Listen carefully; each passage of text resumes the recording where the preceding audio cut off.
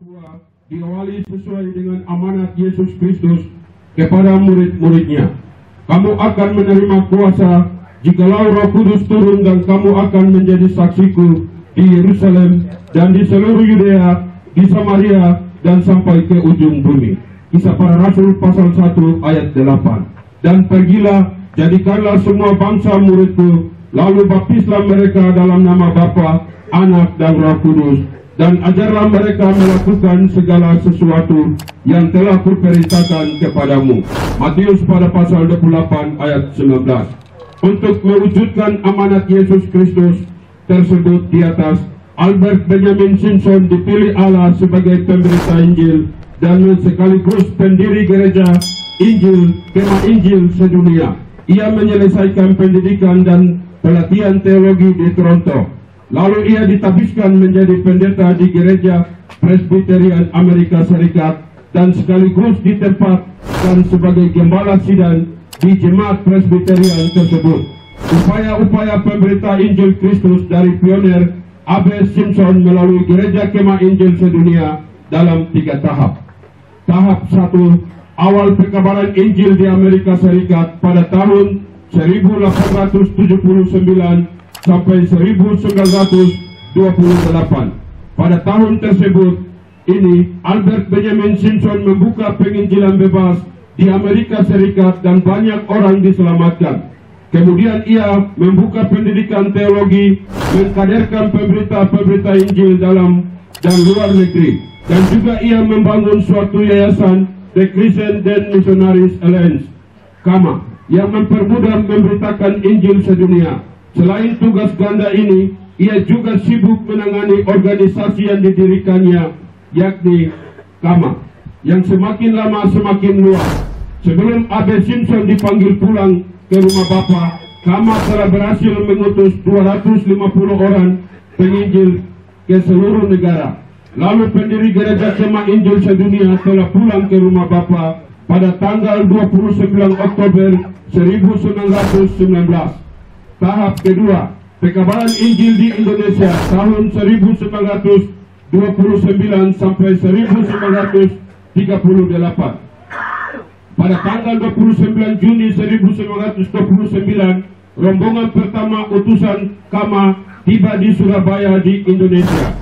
Setelah itu R.A. Jafrai mengadakan kontak dengan orang-orang Tionghoa yang ada di Makassar. Keesokan harinya, mereka mendapat kesempatan untuk melayani kebaktian penginjilan karena di Makassar ada satu gereja Kristen di Tionghoa.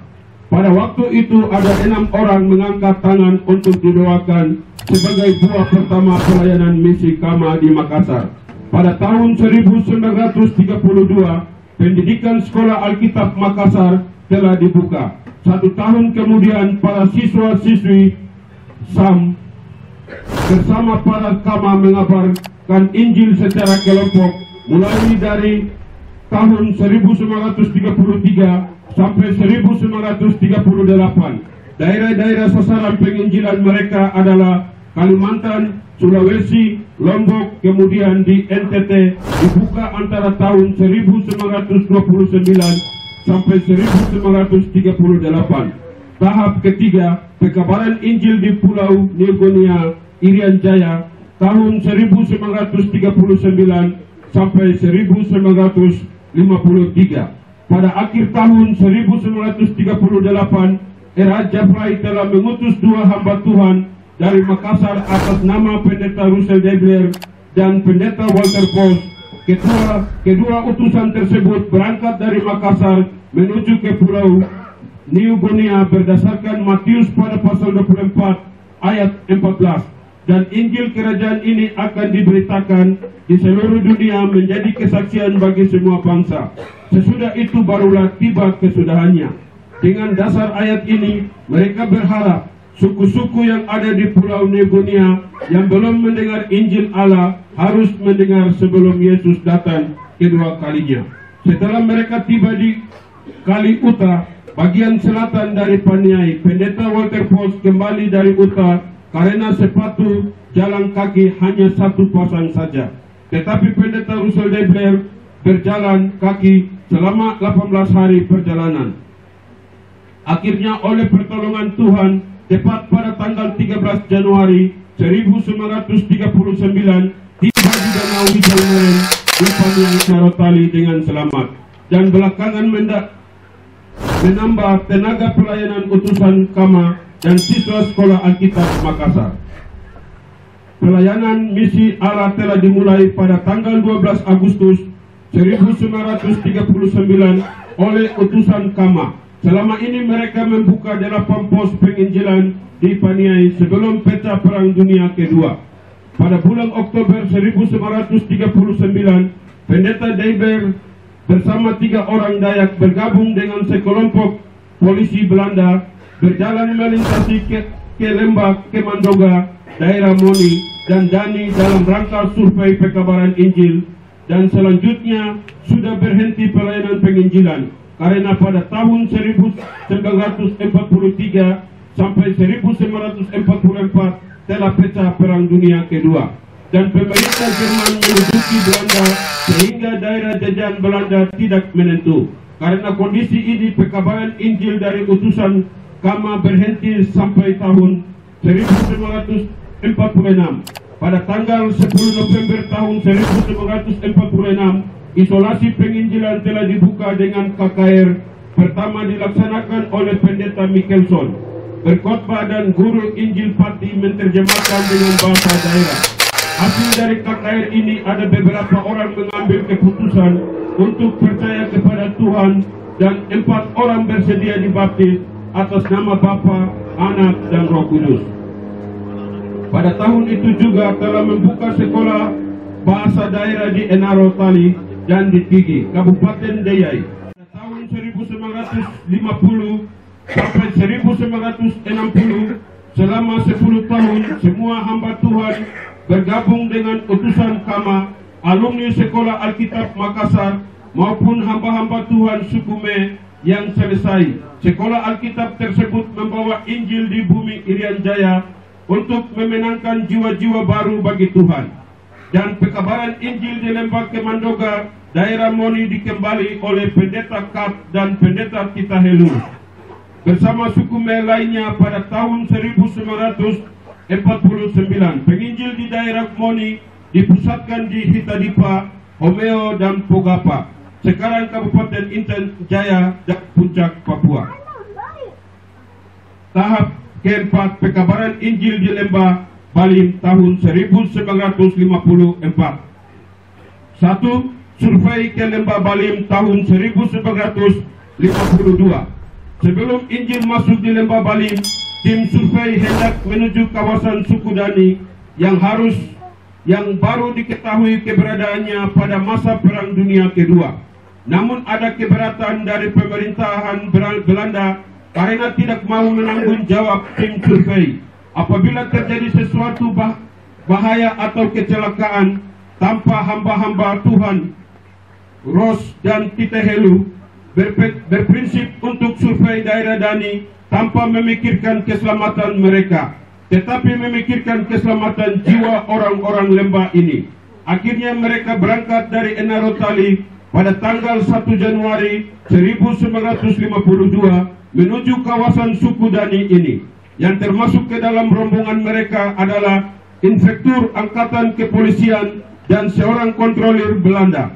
Tim survei ini berjalan keliling di Pegunungan Tengah selama kurang lebih 2 bulan dan berhasil mengumpulkan banyak data yang berguna.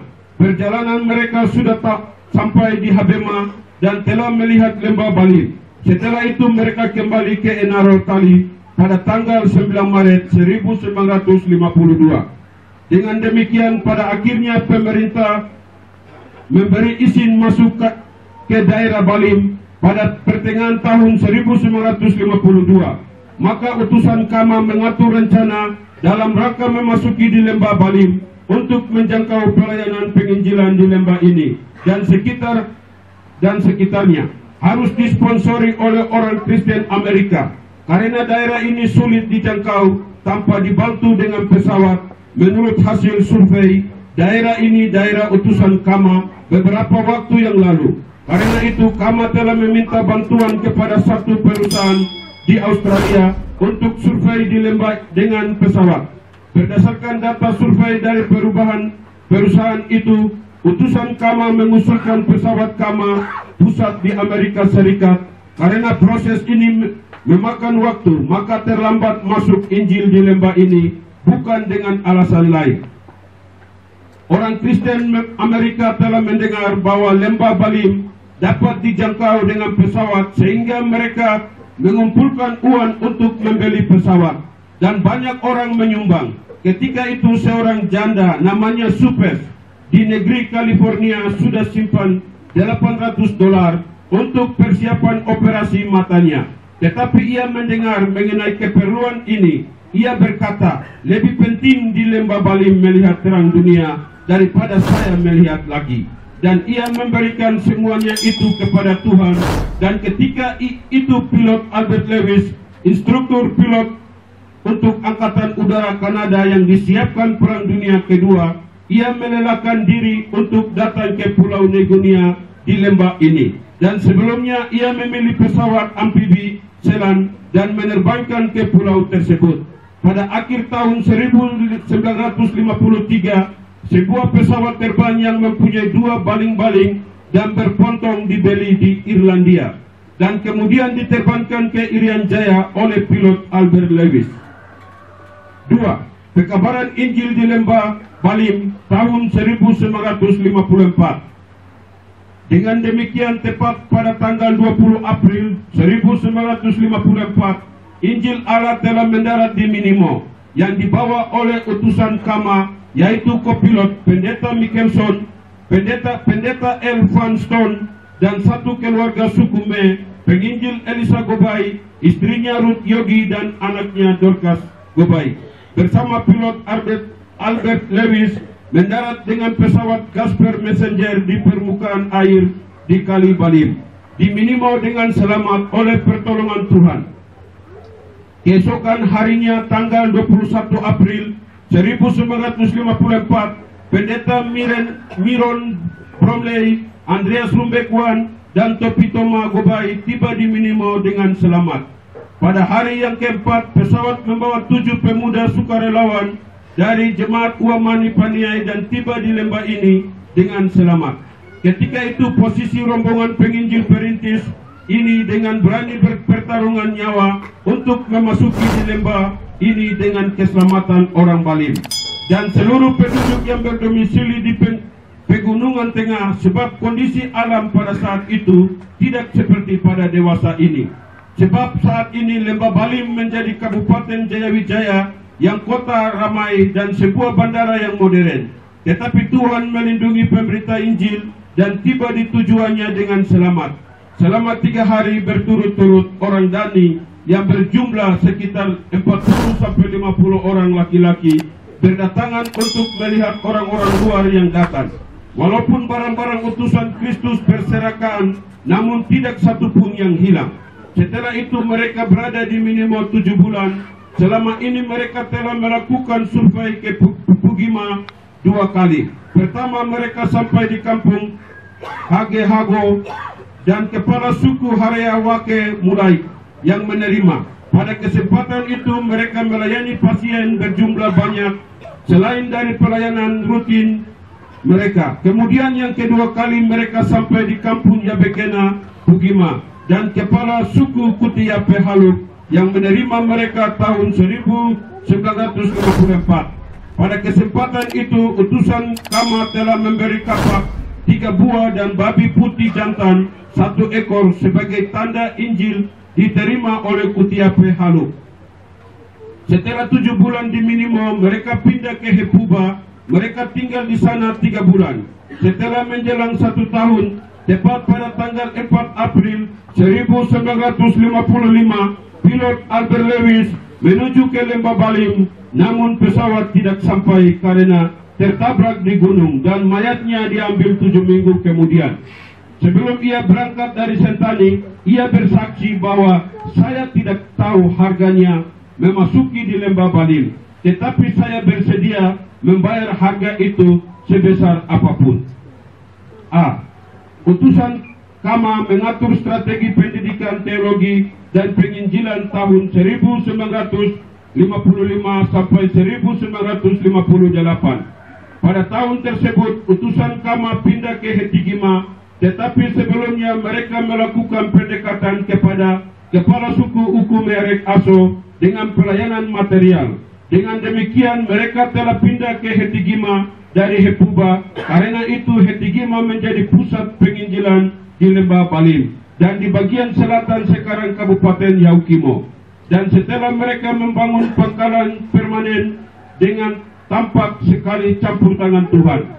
Dari situ para utusan Kama berusaha membina hubungan yang sudah mulai terjaring dengan penduduk setempat.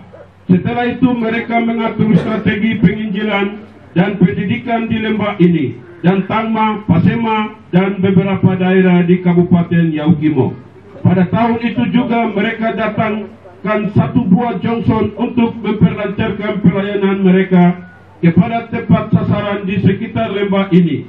Mereka bisa jangkau daerah-daerah penginjilan dengan menggunakan Johnson di Kalibalim selain jalan kaki. Pada tahun 1956 mereka keluar dari Hetigima ikut Kalibalim dengan menggunakan Johnson sampai di Wosi, lalu kembali ke Hetigima.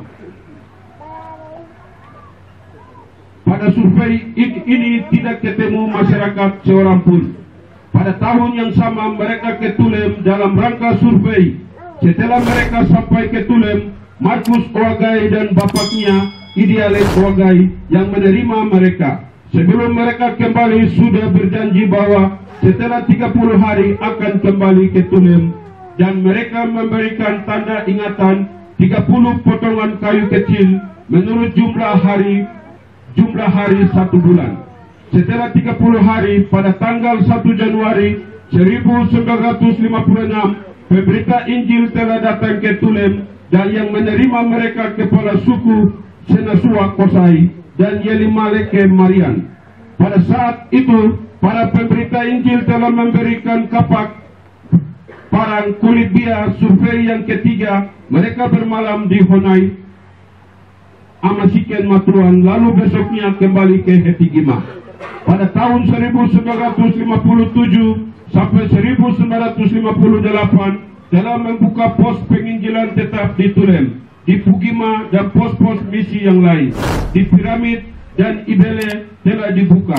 Pada tahun 1960 pos misi di Sinakma dibuka oleh Rose dan didampinginya Markus Oagai dan utusan Kama ini. Diterima kepala suku Opiniai Matuan dan Palika Hubi. Setelah itu mereka melanjutkan perintis penginjilan sampai di Walai.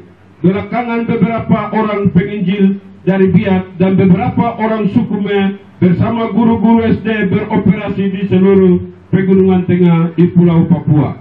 Mereka ini dilihat sebagai penabur benih firman Allah dan benih-benih ilmu yang membuka cakrawala berpikir dan nantinya menjadi pemimpin-pemimpin besar baik di gereja maupun di pemerintah dan masyarakat di Pegunungan Tengah, dan ternyata kini telah terwujud. B. Membuka pendidikan teologi dan penginjilan pada tahun 1957 sampai 1958. Kader-kader Piramid dan Hetigima bersama misi Kama telah mengupaya membuka pos-pos penginjilan, namun proses perkembangan penginjilan daerah ini terlambat atau tidak terjadi secara cepat karena awalnya telah menolak. Namun tahun 1970 Tuhan telah membuka hati pikiran orang lembah untuk menerima api Injil Yesus Kristus secara terbuka demi peningkatan jumlah gereja. Pada tahun-tahun tersebut misi Kama telah membuka sekolah saksi bahasa daerah di Piramid dan di Hetigima untuk mengkaderkan tenaga pelayan dari pribumi demi kepentingan peningkatan tenaga penginjil di daerah ini. Dan beberapa tahun kemudian telah dibuka teologi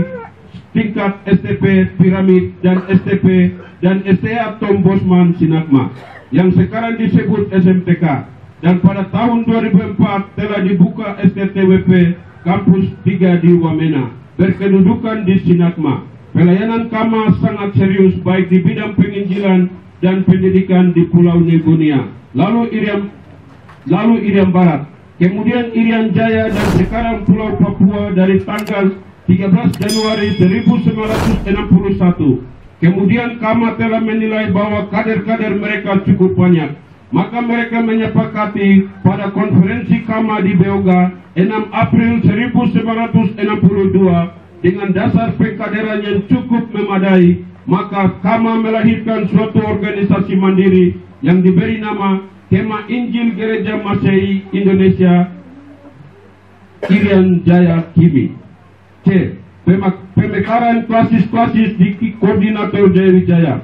Atas kerja kerasnya oleh Kama dan hamba-hamba Tuhan pribumi lembah ini, di dalam tuntunan dari Roh Kudus, mereka bergabung membangun isolasi penginjilan di daerah ini. Makin hari makin meningkat pemberitaan Injil di lembah ini dan sekitarnya sampai tahun 1973. Karena pertumbuhan gereja yang cukup banyak jumlahnya, maka perintis-perintis gereja telah merencanakan untuk pemekaran klasis-klasis di lembah ini dan sekitarnya. Untuk mencapai tujuan ini, beberapa hamba Tuhan pribumi daerah ini, yaitu Pendeta Suben Wetipo, Pendeta Daniel Haluk, dan Pendeta Paus Tabuni, telah mengusulkan di konferensi Sinode di Beoga, sekarang Kabupaten Puncak, Papua. Usulan mereka telah diterima dan disahkan melalui konferensi tersebut, sehingga pemekaran klasis-klasis terjadi beberapa tahap sampai tahun 2010. Pemekaran klasis tahap pertama ada 3 klasis yang dimekarkan, yaitu klasis Badim Tengah, dan ketua klasis pertama Pendeta Daniel Haluk STH, klasis Hetigima Tangma, ketua klasis pertama Martinus Pakage, dan klasis Piramid, ketua klasis yang pertama Pendeta Paus Tabuni. Kemudian khusus pengembangan pelayanan penginjilan, yaitu setelah Injil Kristus mendarat di Minimo, dari pemekaran klasis tanggal 19 September 1973, Koordinator Jaya Wijaya dalam 5 tahap sampai tahun 2010. Dengan jumlah 11 klasis definitif, pertumbuhan gereja begitu meningkat di Koordinator Jaya Wijaya mulai dari tahun 1970. Hasilnya telah memuaskan berdasarkan data akurat jumlah anggota jemaat, jumlah gereja, dan jumlah hamba Tuhan dari 12 klasis yang telah diakomodir oleh Koordinator Jaya Wijaya periode 2021 sampai 2026 adalah: 1. Sudah dimekarkan 12 klasis definitif Koordinator Jaya Wijaya sampai tahun 2023. 2. Jumlah hamba Tuhan dari 12 klasis sebanyak 365 personel. 3. Jumlah gereja dari 12 klasis 140 buah gereja. 5. 4. Dan jumlah anggota jemaat dari 12 klasis berjumlah 31.038 jiwa. Demikianlah hasil dari pekabaran Injil oleh Gerakan Roh Kudus di dalam hati umat Allah yang sejumlah besar ini. Karena tanggal 20 April 2023 sudah mencapai usia 69 tahun pekabaran Injil di Lembah Balim, Gereja Kema Injil Kimi di tanah Papua. Api Injil terus menyala sampai Yesus datang. Demikian secara singkat karya Kristus di lembah ini untuk kita ketahui bersama. Sekian dan terima kasih.